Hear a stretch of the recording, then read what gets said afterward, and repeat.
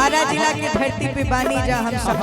बाबा तनी रोक दे बाबा।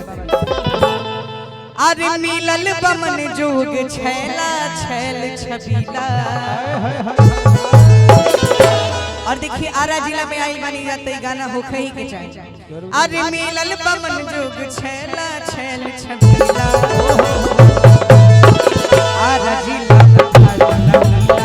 आरा जिला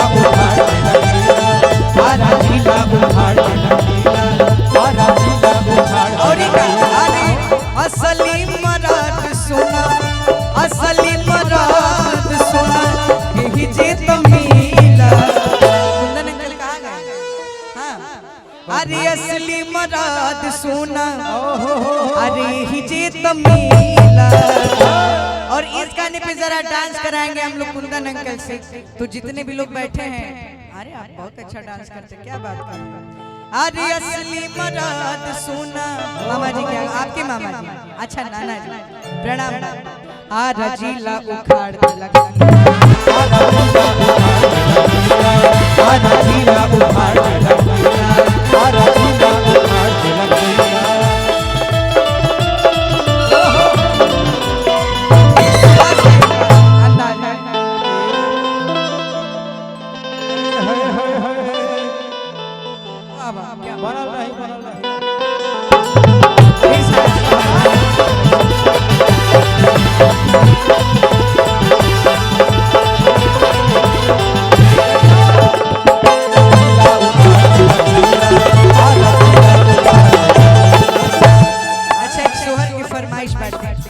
नाना जी भी पानी मंच पे ऐसे रंगी गुब्बारों से मंडप सजाया है। रंगी गुब्बारों से मंडप सजाया है। माखन मिश्री का हमने केक मंगाया है।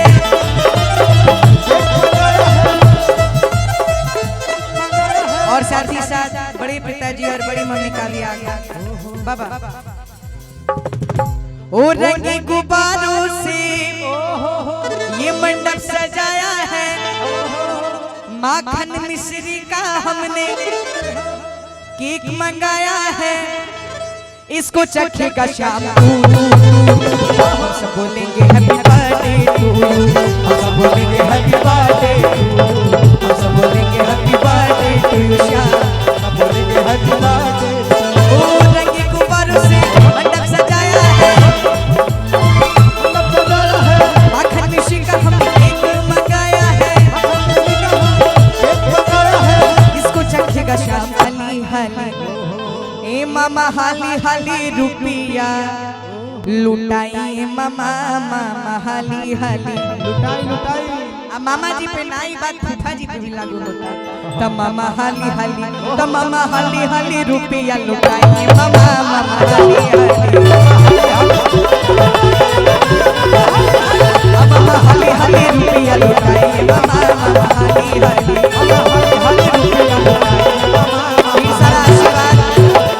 चाचा जी की तरफ से हेलो गोलू सिंह भैया गोलू सिंह चाचा जी की तरफ कसेर निवासी हुंडा एजेंसी के मालिक, आपको बहुत बहुत अभिनंदन स्वागत। तमामा हाली हाली तमामा हाली हाली रुपया लुटाए मामा मामा हाली मामा हाली हाली रुपया लुटाए मामा मामा हाली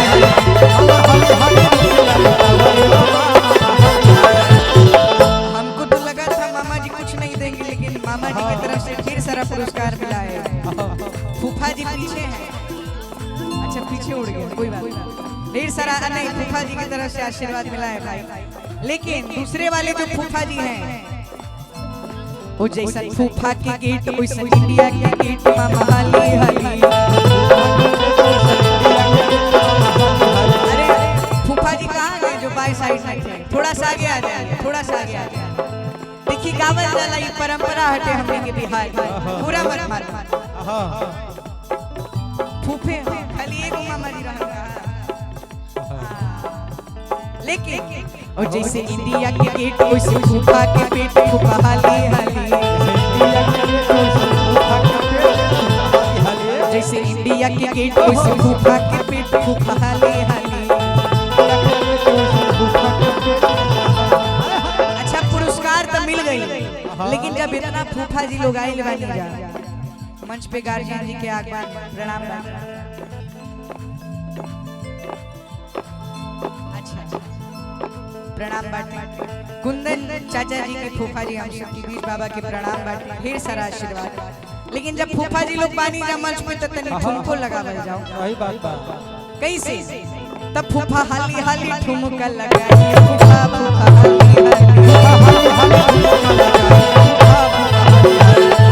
हाली हाली ठुमका लगाई फूफा फूफा हाली लेकिन ऐसे ना फूफा जी लोग के कौना गाना पे नचावल जाए? कौना पे हो? अरे यूपी वाला ठुमका लगाओ, अरे यूपी वाला ठुमका लगाओ के हीरो जैसे नाच अरे नाच के दिखाओ फूफा नाच के दिखाओ, नाच के दिखाओ फूफा नाच के दिखाओ।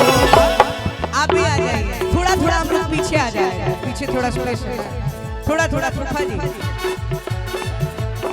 हाँ आप कौन हैं? अच्छा दादाजी हैं। अरे यूपी वाला ठुमका लगाओ के हीरो जैसे नाच